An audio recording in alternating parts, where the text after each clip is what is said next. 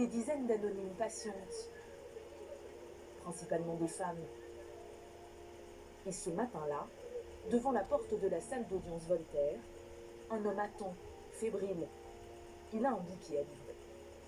Des lys, des roses, des Tokyo, des œillets, des gerbera. C'est pour donner à qui? À Madame Pellicot, c'est la part d'un particulier. Gisèle Pellicot, la figure de ce procès hors norme, celui de son ex-mari accusé de l'avoir droguée, violée et faite violer par des inconnus. Dès que la porte s'ouvre, spontanément, la foule acclame la septuagénaire.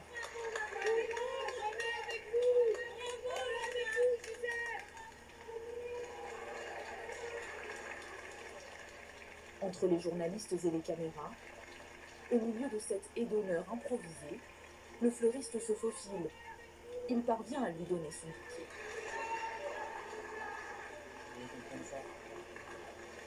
Derrière ses lunettes de soleil, Gisèle Pellicot semble émue, touchée par cette ovation et ces marques d'affection répétées.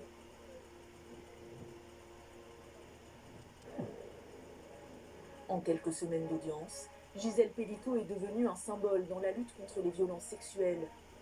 Son nom et son visage s'affichent partout, aux quatre coins de la France, où de nombreux rassemblements s'organisent.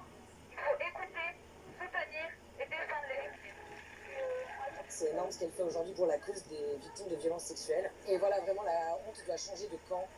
Des discours qui ne la laissent pas insensible. Plutôt discrète et peu bavarde face aux journalistes, elle se tient droite face aux caméras, son regard libéré de ses lunettes de soleil. Elle tient à remercier ceux qui la soutiennent dans cette épreuve. J'ai été profondément touchée par cet élan qui me donne une responsabilité. Grâce à vous tous, j'ai la force de mener ce combat jusqu'au bout. Ce combat que je dédie à toutes les personnes, femmes et hommes, qui à travers le monde sont victimes de violences sexuelles. À toutes ces victimes, je veux leur dire aujourd'hui, regardez autour de vous, vous n'êtes pas seuls.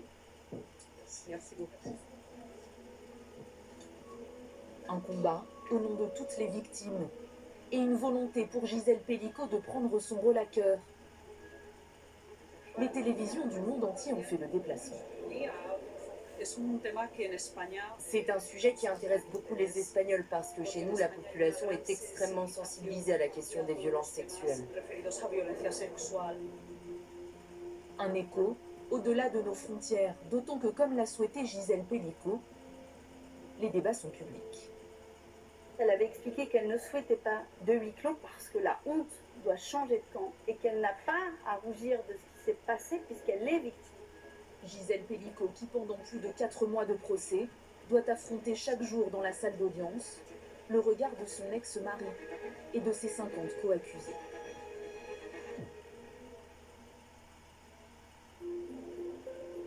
Dans les couloirs du palais de justice ce mardi matin, chacun se prépare à vivre une journée cruciale. Pour la première fois, Dominique Pellicot, considéré comme le personnage central de l'affaire, va devoir s'expliquer. La salle d'audience est pleine à craquer.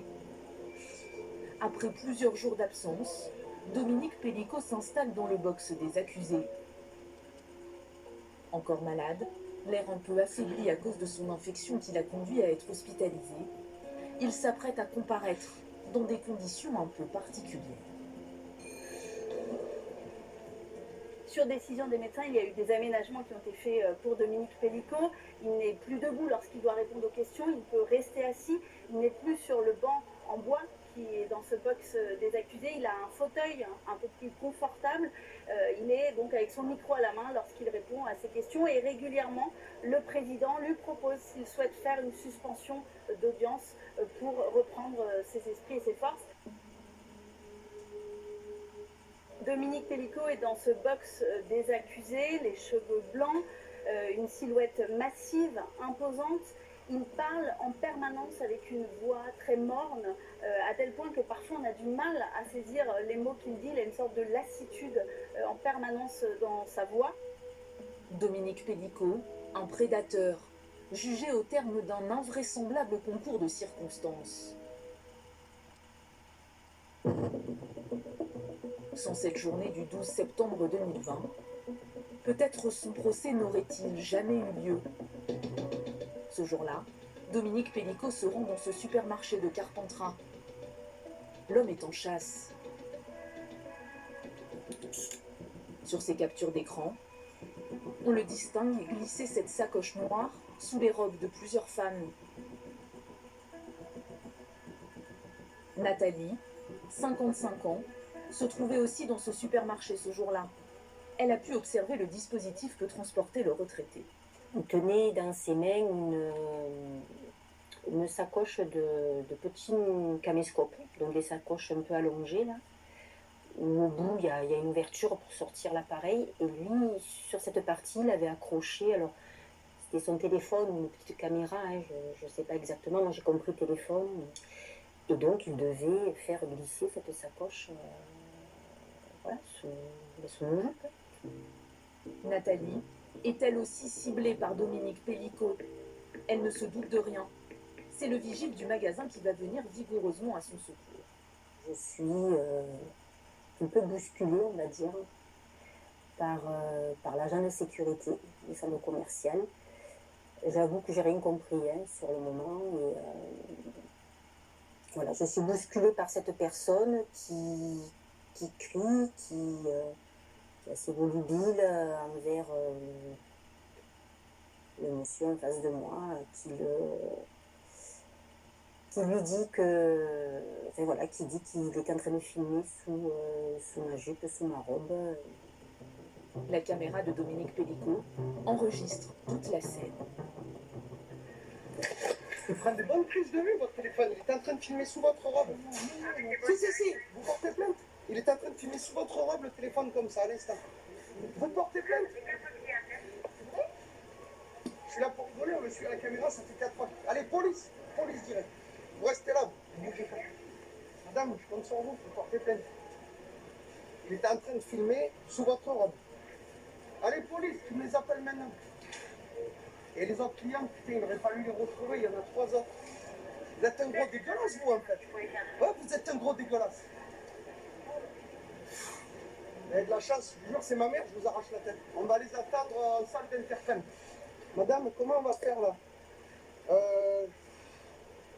Je vais vous laisser finir vos courses. Je prends vos coordonnées, je vous rappelle dès que la police arrive pour le dépôt de plainte. Moi qui m'étais rendu compte de rien du tout, voilà. Je ne sais même plus qui je dois regarder. Le monsieur en face de moi avec des yeux de chien battu qui semblait être un pauvre innocent. Et puis cet agent de sécurité voilà, qui criait un peu dans tous les sens. Pendant au moins 2 ans, si ce n'est pas plus, je n'ai plus fait mes courses en robe. Quand même, ça veut dire quelque chose. Et la robe que je portais ce jour-là, je l'ai jetée. Nathalie décide de porter plainte. Dominique Pellicot est placé en garde à vue. À ce moment-là, les policiers pensent avoir affaire à un voyeuriste. Les enquêteurs vont avoir la présence d'esprit d'aller jusqu'à perquisitionner à son domicile pendant cette garde à vue et saisir un ordinateur portable, les téléphones portables qu'il avait sur lui, une clé USB qui était aussi à son domicile. Les enquêteurs analysent alors le matériel informatique qu'ils viennent de saisir. Ils vont d'abord voir que Dominique Pellicot a l'habitude de fréquenter le site coco.fr et il découvre dans les échanges qu'il peut avoir avec d'autres internautes qu'il raconte droguer sa femme et qu'il invite des hommes à son domicile pour avoir des relations sexuelles avec elle alors qu'elle est, dit-il, endormie. Ils vont ensuite découvrir des vidéos dans son ordinateur portable, toutes rangées scrupuleusement avec un titre, un nom, une date et ces vidéos montrent des viols. L'affaire dite de Mazan éclate au grand jour. Plus de 9 ans de viol, souvent filmés. Les images sont accablantes. Alors pour ses premiers mots devant la cour, Dominique Pellicot reconnaît immédiatement les faits qui lui sont reprochés dans leur globalité. Il affirme ne pas chercher à justifier ses actes, mais amorce un début d'explication, admet une addiction incontrôlable. C'est un passage obligé, on peut pas... Je suis pas en train de dire pauvre monsieur Pellicot, ce que je dis c'est qu'il est abattu parce que c'est sa vie, c'est son parcours et que voilà, le procès veut que ça soit dévoilé au grand jour, c'est dévoilé au grand jour. Mais ça n'empêche qu'on peut avoir un sentiment quand même de désarroi, malgré tout. Face à la cour, il revient alors sur son histoire, sur une enfance ponctuée, selon lui, de violences sexuelles. Dominique Pellicot, il a beaucoup mis en avant deux traumatismes qu'il a vécu enfant, un viol qu'il dit avoir subi à l'âge de 9 ans par un infirmier dans un hôpital, et aussi un viol auquel il a été forcé de participer, dit-il, sur un chantier alors qu'il avait 14 ans, sur une jeune fille handicapée. Et pour lui, en fait, ces deux traumatismes expliquent un petit peu les raisons pour lesquelles il est dans le box aujourd'hui. Après 4 années de psychiatre et de psychologue, j'ai pris conscience du mal que j'ai fait autour de moi. Très certainement j'ai un problème, mais je le redis, on ne naît pas pervers, on le devient. Parfois en larmes, Dominique Pellicot présente ses excuses. Je suis coupable de ce que j'ai fait. Je regrette ce que j'ai fait, je demande pardon, même si ça n'est pas pardonnable. Gisèle ne méritait pas ça, je le reconnais. Il a plusieurs fois exprimé des remords dans cette salle d'audience, demandant pardon à Gisèle Pellicot. C'est assez particulier lorsqu'il demande pardon parce qu'il s'adresse à elle, à la troisième personne, alors qu'elle est face à lui. Mais il dit « Je m'excuse auprès de cette personne, je demande pardon à cette personne, même si je sais que c'est impardonnable ce que j'ai fait. » Comme si il était encore dans une mise à distance du fait que ce soit son ex-épouse, avec qui il a quand même vécu plus de 50 ans. Sur le banc des parties civiles, Gisèle Pellicot, derrière ses lunettes fumées, écoute attentivement. Puis lorsque le président lui demande si elle souhaite s'exprimer, elle s'avance à la barre. S'engage alors une sorte de dialogue inattendu avec son ex-mari. Il est difficile d'entendre ce que dit M. Pellicot. Pendant 50 ans, j'ai vécu avec un homme dont je n'imaginais pas qu'il puisse faire ces actes de viol.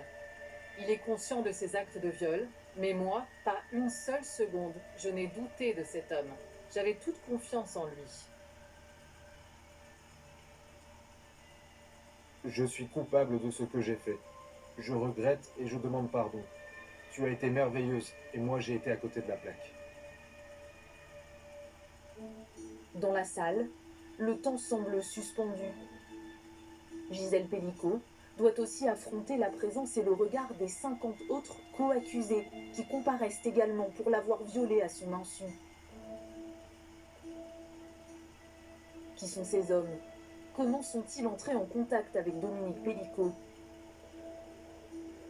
Dominique Pellicot explique qu'il allait sur ce site de rencontre, coco.fr, où il avait créé une page privée qui s'appelait « À son insu ».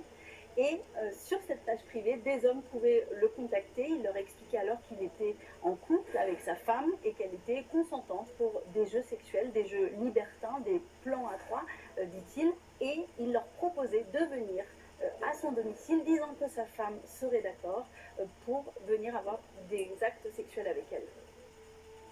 Avant leur arrivée, Dominique Pellicot drogue son ex-femme avec des anxiolytiques puissants, à tel point qu'elle se trouve dans un état comateux, inconsciente, dit-il lui-même à la barre. S'ensuit alors un mode opératoire qu'il a minutieusement préparé et qu'il répète à chaque occasion. Il demandait aux hommes qui venaient à leur domicile de se garer un peu plus loin, de finir le chemin à pied. Lorsqu'ils arrivaient, de se changer dans la cuisine, d'arriver déjà nus dans la chambre pour éviter le plus possible de faire du bruit, de ne pas fumer juste avant pour ne pas avoir d'odeur qui pourrait la sortir de son état comateux, de ne pas porter de parfum. Donc il y avait tout un rituel qu'il imposait, qu'il demandait en tout cas à ces hommes. Sur le banc des accusés, le plus jeune a 26 ans, le plus âgé 74. La plupart habitaient à quelques kilomètres à peine du domicile du couple. Ce sont des personnes qui sont parfaitement insérées, à la fois professionnellement, à la fois familialement, à la fois socialement, puisque l'un d'entre eux a travaillé longtemps chez les marins-pompiers à Marseille, puis ensuite chez les sapeurs-pompiers d'Aix. Il est allé au Resto du Cœur. En arrivant chez les Pellicot, ces hommes avaient-ils conscience qu'ils allaient violer la septuagénaire? Ce père de famille d'une 50aine d'années, aujourd'hui divorcé, est l'un des co-accusés. Devant notre caméra, il reconnaît le viol. J'ai reconnu que, oui, effectivement, c'est un viol, parce que j'ai pris conscience que j'ai pas eu le consentement.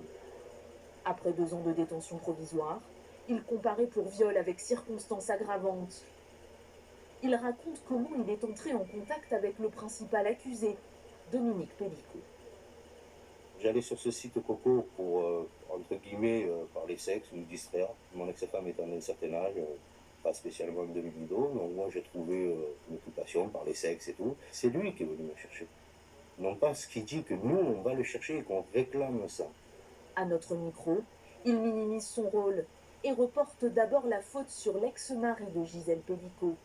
Je me suis laissé guider, j'ai perdu le contrôle de moi, je ne suis pas resté des heures et des heures. Au bout d'un moment, j'ai été dégoûté, c'était lui. Il devenait rouge, il devenait fou, c'est son plaisir à lui en fait. Il nous a embarqué dans un truc où c'est que, ouais, moi je me qualifierais à ce moment-là de gamin.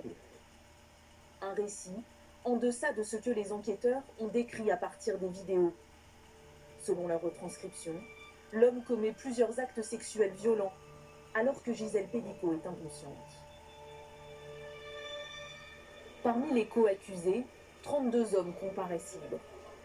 Le visage souvent dissimulé derrière une capuche, un masque et des lunettes de soleil, ils empruntent les mêmes entrées et sorties que les parties civiles et le public.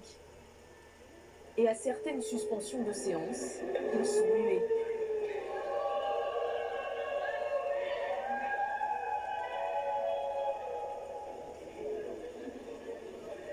Côte à côte, comme pour une haie du déshonneur, des femmes, téléphone en main, filment ces co-accusés sortir de la salle d'audience. Quelle honte, c'est honteux.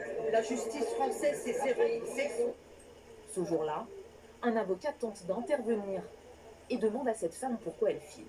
Ça m'apporte que, exactement comme la radio, comme la télé, comme tout ça, ça m'apporte que j'ai des traces et que dans 20, 30, 40 ans, je pourrais montrer à mes filles, regardez, on était à ce procès, c'était incroyable, on était solidaires entre femmes. Solidarité et colère. Malou est venue de Suisse pour assister aujourd'hui au procès. Comme un leitmotiv, pour elle comme pour les autres, la honte doit changer de camp. Que ce soit bien dénoncé pendant 10, 15 ou 20 ans, qu'on s'en souvienne, que les gens qui les côtoient sachent ce qu'ils ont fait, ces gens-là. Voilà. Je leur ai juste dit que c'était triste de pouvoir violer une dame dans son sommeil et de ne pas l'assumer ensuite en portant un masque dans un tribunal. Ça pouvait se faire sereinement, ça serait très bien. Car dans une atmosphère de plus en plus crispée, certains co-accusés ne cachent plus leur énervement. La presse est notamment prise à partie, parfois très violemment. La tension monte aussi d'un cran à l'extérieur du palais de justice. Oh, t'as dit quoi là? Par contre, parle bien, hein? Parle bien, sinon, on va pas le faire. Des militantes féministes se font ici invectiver par l'un des co-accusés. C'est des menaces, ça, monsieur. C'est des menaces, il y a la télé, ça. Allez-y, continuez. J'étais en train de donner une interview à Radio-Canada, donc je ne m'intéressais pas du tout à ces hommes qui étaient en train de sortir. Et ils ont vu les caméras et ils se sont mis à hurler qu'on mettait en danger leur famille, qu'ils avaient droit à leur vie privée, qu'à cause d'eux, leur mère était en danger, etc. Et ils nous ont menacés. On est dans une inversion là quand même. C'est quand même eux les criminels. C'est eux qui sont jugés. Nous, là, on est là juste pour demander la justice en fait. On veut juste que les hommes arrêtent de violer les femmes. C'est vraiment basique. Hein. Blandine est membre d'un collectif féministe d'Avignon. Elle assiste chaque jour au procès et dénonce ce qu'elle appelle la fraternité masculine des co-accusés, qui affiche, selon elle, une attitude nonchalante, malgré les accusations qui pèsent contre eux. On les voit arriver assez contents. On dirait qu'ils viennent au travail, en fait, ils viennent passer leur journée. Ils arrivent le matin et check mon frère, allez, bon, bah, bonne journée, voilà. Et à midi, bah, ils vont boire leur petit café tous ensemble, dans la rue, comme ça. Pas un n'a écrit à la police, même anonymement. Aucun n'a dit c'est illégal ce qu'on fait, c'est dangereux, c'est un crime, enfin, même ou c'est inhumain, ou, voilà. Aucun n'a même fait demi-tour. Dans la salle d'audience, tour à tour, à la barre, les co-accusés sont parfois confrontés aux vidéos filmées par Dominique Pellicot. Gisèle Pellicot, elle aussi, n'est pas épargnée. À la demande des avocats de la défense, 27 photos d'elle à caractère sexuel sont diffusées. C'est vous qui avez accepté que ces photos soient diffusées. Vous êtes responsable. On la découvre sur ces photos nue, parfois en sous-vêtements, parfois avec des jouets sexuels, à chaque fois ou presque avec les yeux ouverts, réveillée, souriante. Elle s'en est expliquée immédiatement à la barre en disant qu'elle ne reconnaissait pas ces photos, qu'elle ne reconnaissait pas ses sous-vêtements et que forcément ces photos avaient été prises alors qu'elle était sous l'empire de la soumission chimique de son mari, que même si elle avait les yeux ouverts, elle n'était absolument pas consciente, selon elle, lors de la prise de ces photos. La défense avait fait ce choix de demander la diffusion de ces photos parce que, selon eux, ça légitimerait la défense des accusés de dire nous avons vu ces photos avant de venir au domicile des Pellico et donc nous avons pensé qu'elles pouvaient être libertines, qu'elles pouvaient être d'accord pour des jeux sexuels. Il y a des mains qui ne sont pas les miennes. Je suis très étonnée de ces photos. Elles ont été faites à mon insu. On a cherché à me piéger avec ces photos, à montrer que j'ai cherché à appâter ces individus. Selon elle, les avocats de la défense cherchent à la discréditer. Madame, vous êtes exhibitionniste. À la barre, Gisèle Pellico encaisse, puis s'indigne face aux insinuations des avocats. C'est dégradant et humiliant votre question. Non, je ne le suis pas. Et je suis en train de me justifier, et c'est insultant. Et je comprends pourquoi les victimes de viol ne portent pas plainte, car on leur fait leur grand déballage. Ça ne va pas me déstabiliser pour autant. C'est la première fois qu'on a entendu une telle colère de la part de Gisèle Pellico à la barre, une colère froide, tranchante, où elle n'a pas faibli, elle n'a pas tremblé, mais elle était véritablement hors d'elle. Un viol est un viol, martèle Gisèle Pellico. Comme en écho à l'avocat de la défense qui semblait minimiser l'intention réelle de certains accusés. Elle a confiance en la justice, c'est pour ça d'ailleurs qu'elle se présente, elle n'a rien à cacher, elle n'a honte de rien du tout. Quand on est victime de faits de nature sexuelle, il ne faut pas avoir peur de déposer plainte, il ne faut pas avoir peur d'aller au bout de ce processus judiciaire, il ne faut pas avoir peur de se confronter à des situations dans lesquelles on va avoir l'impression que c'est le procès de la victime. Il ne faut pas avoir peur, il faut avoir confiance en la justice. Obligée d'endurer encore et encore les questions difficiles et les auditions glaçantes, Gisèle Pellico reste debout. Comment tient-elle?